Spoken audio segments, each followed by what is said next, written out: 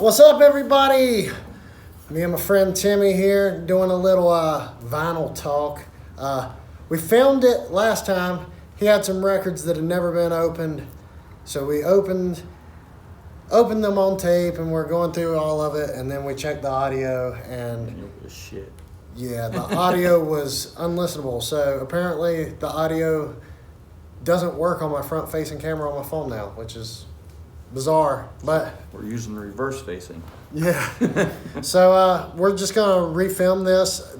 Lots of these were already were still sealed from back in the day, but they're already opened. So unfortunately, you don't get to relive that. But we want to talk about some obscure hair metal bands. Glam. Glam, yeah. We call it glam. Yeah, it's more like glam because hair metal is kind of a negative connotation, and It's a new term. there's much more to this type of music than the hair. The hair metal, like I use the term hair metal, but that doesn't even sum up what it's all about. It's glam rock. But anyway, these are obscure bands. Like I said, these were unopened, a lot of them, but oh well. Here we go. First band, Concrete Jungle. What do you know about these guys, Timmy? I know they're from New York.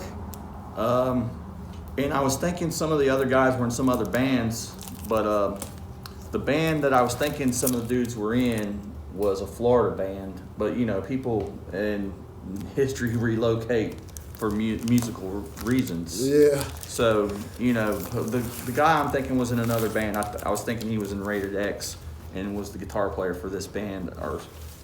And so, you know, he could have relocated to Florida to be in Rated X. You know, there's the center label. You got a compass on the center label. This was one of the sealed ones, wasn't it? Yes, it was. So, very cool. The back cover's a little busy.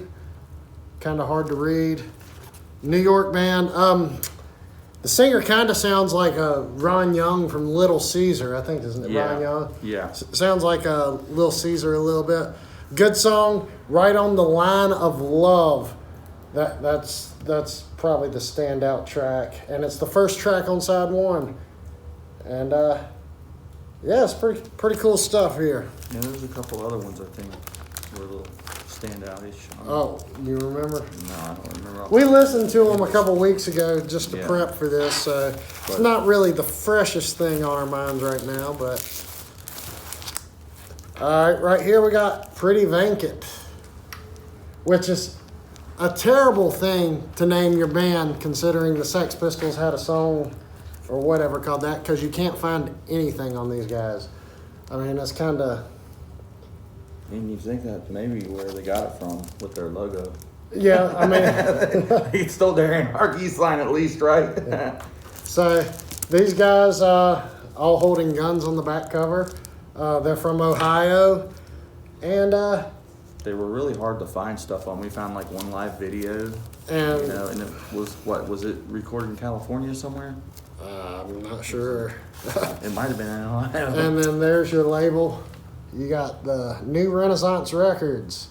And we're going to go further with New Renaissance Records here in a little bit. So the thing about New Renaissance Records, They though, had a lot of bands. They had some bands on their rosters that were good, and they just, I guess they didn't care. or didn't have the funding. Yeah. What It's impresses? like, we can make you a good record, we can make your record look sweet, but we can't fund your tour. Yeah. What impresses me about their records, though, is I wouldn't say it's 180 gram vinyl. Some of them are pretty thick. Yeah, very thick. Like for stuff that was coming out. So this came out in no date. That's the one we could find a date Yeah. on nothing. Yeah. I'm thinking it's 88, maybe 87, 86, 87. Vinyl was getting kind of thin around then. Not New Renaissance Records. No, they're making some thick stuff. Yeah. And some limited edition stuff.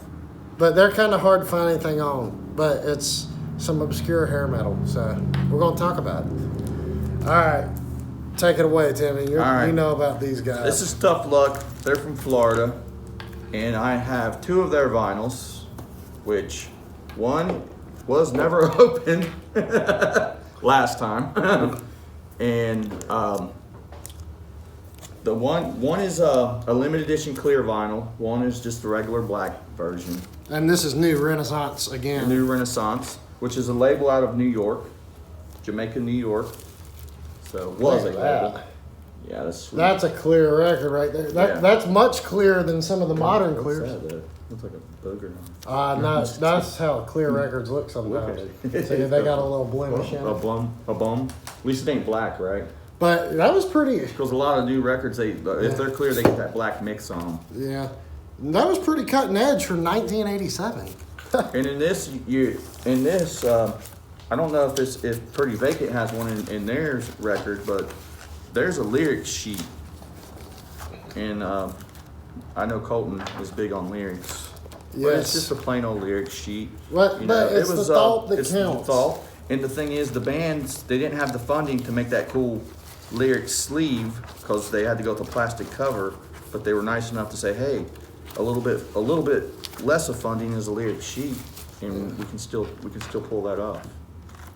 Vinyl, when I buy vinyl, it needs to have a lyric sheet or something. I hate it when I just get a generic sleeve and a record. I like reading the lyrics and looking at the artwork, and so I appreciate a lyric sheet. So take notes. This came out in this was recorded in 85 and 86. Between December 85 and August 86 was the recordings of this, but it was released in 1987. Right on. And so, but who ripped who off? Poison? Or they ripped Poison off? Yeah. And you would think this record cover is deceiving, right? Because you go, hey man, that dude with the blonde hair looks like Vince Neil. That's got to be the singer, right? He's the guitar player. Oh, guitar player. And he's awesome, man. And he's probably one of the best guitar players. Like, dude, he tore it up. Even got the original hype sticker on this bad boy. Yeah. That's slick. Yeah. Now, gotta have the hype sticker. Their band name was kind of what ended up happening to them. Where they said there's a documentary called Tough Luck on the band. Their history was tough luck. It was tragic. They turned down some big deals, didn't they? Yeah, they turned down CBS Records. The guy that recorded Leonard Skinner, Humble Pie, some other bands. I think he even done some stuff later on with Sammy Hagar. Dude offered him 3 times, I want to record you guys. He was recording in a room close to where they were recording, in a room in Florida, and he's like, and they were like, well, who'd you work with? And he's like, well, I've worked with Leonard Skinner, I've worked with Humble Pie. Now, wouldn't you just jump on that shit? If a producer walked in your room and said, Colten, hey man, I've worked with Leonard Skinner, and I've worked with Humble Pie, and I'm gonna, in the future, I've worked with Sammy Hagar. Yeah, ZZ Top. You'd think they'd jump on it, but they told the guy came in the room 3 times and said, can I record your band? I've heard you from over in the room I'm in. Can I record your band? They said no to the guy 3 times. Bad choice. But something else is interesting about these new Renaissance pressings. At the bottom, it says, like a band, show them your support. Don't tape their record or lend this record to a person who will tape it. Fighting piracy back in the day. But yeah, Tough Luck. A lot of stuff. Well, there's a good bit of information out there on them. Yeah, because they were going to be. They could have been the next Poison. But unfortunately, they weren't. Poison's Poison. All right, Poison killed a lot of it. Poison killed a lot of these bands. Yeah. But Poison they were good. Yeah, not Poison, of course, but this next band is actually, we're going to talk about 2 bands. Yeah, 2 bands that this band evolved now, into. was this the first pressing? I'm assuming it was the first pressing because they got a little bit more of a budget. Tease, right here. And there's something cool about this one. So, Tease, they sort of sound like Twisted Sister. Yeah. I mean, I get a Twisted Sister vibe. What more is there to say about them? I mean, they were a glam band, and they ended up turning into Roughhouse. But they sort of sound like Twisted Sister. Somewhere, Some Way is the standout track on this. And it's on both records. It's on the... yeah, it's on... Roughhouse, It's on too. the Roughhouse also, yeah. That's the only song that, I think, don't quote me on it. Here's Here's the Tees inner sleeve when they were only doing black and white. The song Midnight Madness is on both records. So right here, here's the inner sleeve. Nice pictures. And then, bam, signed. Signed by the band to Jeannie. Love your legs. Hey, listen with lust. Thanks for your support. We ended up with a groupie's copy of this record. But Jeannie, help us keep the valley running. Yeah. I skipped on a sealed copy for this, a signed copy. That's too cool right there. And another thing about Tees in Roughhouse, the guitarist went on to play in Dope, to play in Static X, and then he went to jail for sleeping with underage girls. Oh no! So what a career! Some more rough luck. Hey, yeah, some more tough luck, tough Tees. So we're guessing this is the first print because it's just one color print pretty much. Mm-hmm. And then they re-released the record with this cover. And the back is awesome. So a little more glam looking in color, and this one don't have any liner notes, does it? No, I don't. So. The groupie copy is definitely cool. Yeah. I'm thinking this is just a generic sleeve. Yeah. I think it did, but I ended up with this. But the label was awesome. Yeah. Look at that watermelon label. and now later on, this went to a bigger budget and ended up being reissued on Roadrunner Records. Oh, no way. Which, that's connection with probably Static X because they're on Roadrunner Records. I think Dope may have been on Roadrunner. Don't quote me on it. So there's Tees, and then Tees turned into Roughhouse. So this is the same band. Minus the drummer. Yeah. New drummer with But Roughhouse. You see, like the Cinderella, like when Cinderella was turning into more like rock and roll instead of glam, and everybody was wearing the cowboy boots. Yeah. Let's trade our spandex in for some cowboy boots. So there's the back. And this is an awesome record. This is a really awesome record, though. It's got some cool art on the front. I really like it. Really dig it. Roughhouse. And they were from New Jersey, I think. New Jersey, Pennsylvania area. So again, this is Tees just reimagined. And Re-imaged. So straight up same came dudes. with the same three main dudes. The nice picture sleeve with lyrics on the back. Very cool. Just black vinyl. Red Columbia label. They were still rocking BC Riches. Oh yeah. This came out in '88. So this was a little bit later. This was like when things started to change.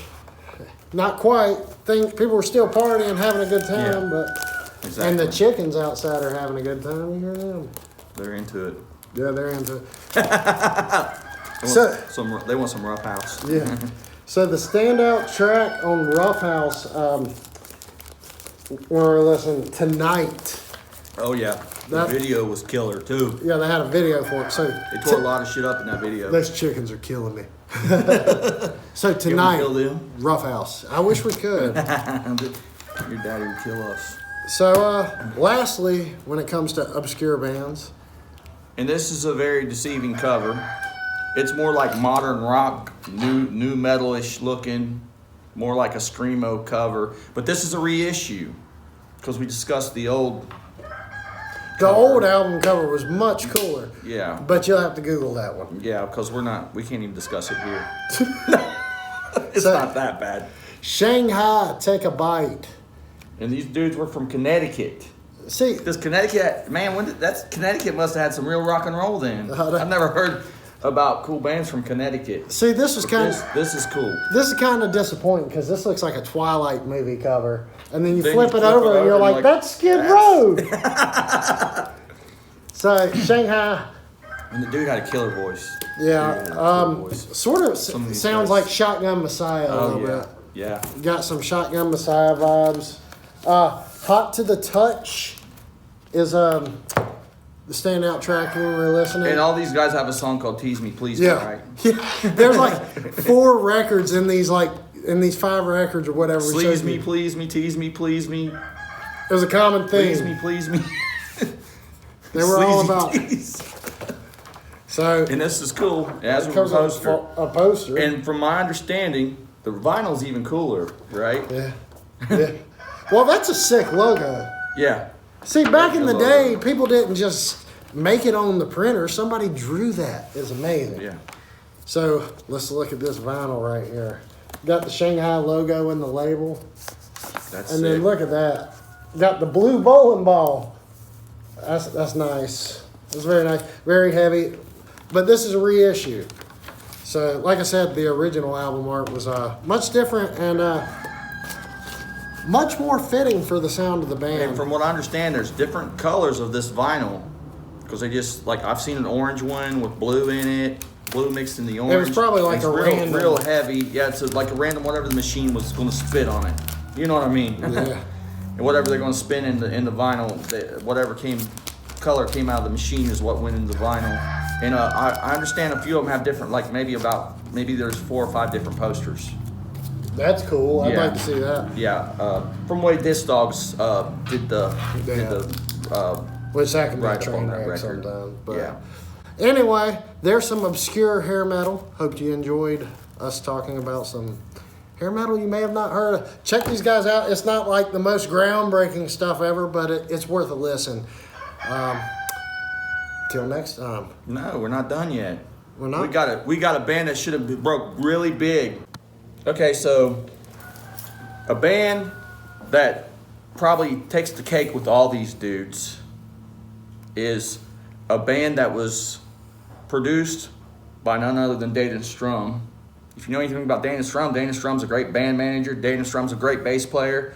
Danish Strum helped Ozzy have Randy Rhoads. Danish Strum was supposed to be Ozzy's bass player, but Ozzy could only take one member to the UK. Man, he must be the only intelligent bass player on earth. He's a manager for Slaughter, right? Almost, right? Dana Strum produced Slaughter's albums. Not many bands in the 80s could produce their own albums. So, Dana Strum's the man. And this is Sweet Savage. And Sweet Savage is a band from Texas. I'm thinking they were from Dallas. But they lived in California, Hollywood. And they also relocated to Columbus, Ohio. That's kind of a weird place. Yeah. Joey C. Jones is the vocalist, so he was the Glory Hounds, wasn't he? Or... Yeah, Joey C. Jones, when Sweet Savage made a following in Ohio, Joey C. Jones jumped ship and joined a band called Shock 2. Oh, yeah. Which I'm pretty good friends with, which I've met Joey a lot over the years, quite a bit. But then Joey left Shock 2 and joined a band with CeCe DeVille. Then took CeCe DeVille's band and they became his band without CeCe. Probably should have stuck with CC. Yeah. But then they came in with Joey C. Jones and the Glory Hounds. Those are some pretty women right there. I'll tell you what. That is as glam And gets. he's probably one of the best vocalists. Like, you know what I mean? Another around that time. Another really cool logo. And this is only an EP. This only has And 5 this songs. is another band Poison killed, and they were buddies. So you got your pink center label. I think it might have, maybe. It's got 5 songs. Yeah, it's got. Yeah, I think It's it might 3 have and 2, or is it 4 and 2? Does it have anything on the inside? Oh no, just a second. And the thing is I sold a copy of this record to my cousin before I had another one. And I usually don't do that. Colton knows that. I won't come off something if I have one copy of it usually. But my cousin talked me into selling him a copy. And so I found a copy for $90 on eBay. And the cover was all ripped up and beat up. And I was like, oh my God. So I started looking. And then all of a sudden I started keep looking on eBay. And the funny thing is this record that I bought came from a record store I used to go to in my hometown of Columbus, Ohio. But I ended up only paying $15.58 for it. You cannot pay $15.58 for this record anymore. Shop around. That was maybe that was possibly 5 years ago. But that's the thing, though. Vinyl records, just in the past, 5 years. 2016. Yeah, you got a deal on it. Vinyl records, just in the past, 2 years, have gotten obnoxiously expensive, which is good because I like to see vinyl make a comeback. But, people, don't pay $200 for a record, because then everybody thinks their record's worth $200. Which my receipt they sent me was so cool I had to keep it. Yeah, that is cool. It has the album picture and everything. It's just the the print off from. So you want to thank some people? Yeah, I want to thank Wayne Aragon and Eric Svensson and Eric J. Rusher. Thank you guys. And Wayne, I want to thank you because you gave me some information on these bands. It's puzzling. I like to think, well, I know who all these bands are and they're cool. Like Colton's always like, dude, you tell me about these cool bands. And I'm like, dude, I don't know who they all are. I still dig. Oh yeah. I'm still finding the I guess the bands are in the pot of gold or something. I don't know. There's so much good glam rock and 80s hard rock. And they didn't make it. No. Yeah. I mean, you could look for weeks and weeks and weeks. And I still find stuff in like bargain bins at record stores when you're digging, Like you'll still run across something and you're like, this has a cool album cover. I'm going to take a chance on it. It's $5. Okay. And every once in a while you get lucky. So the other copy I had of this, I found at a Goodwill store in Columbus, Ohio when I still lived there for 85 cents. 85. I'm not going to tell you what I sold it to my cousin for. Todd, I'm going to tell my cousin Todd right now, I love you, man. Yep. All right, fools.